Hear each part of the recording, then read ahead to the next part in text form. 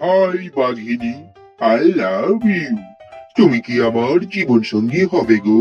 হতে পারি, কিন্তু যদি তুমি আমার কয়েকটা শর্তে রাজি হও।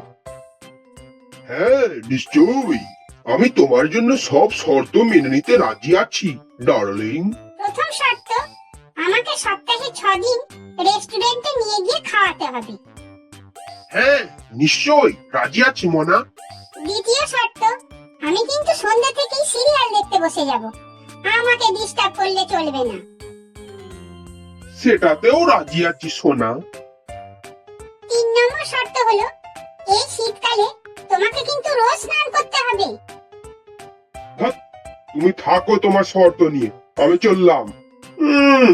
বলে কিনা শীতকালে চান করতে হবে, তাও আবার রোজ।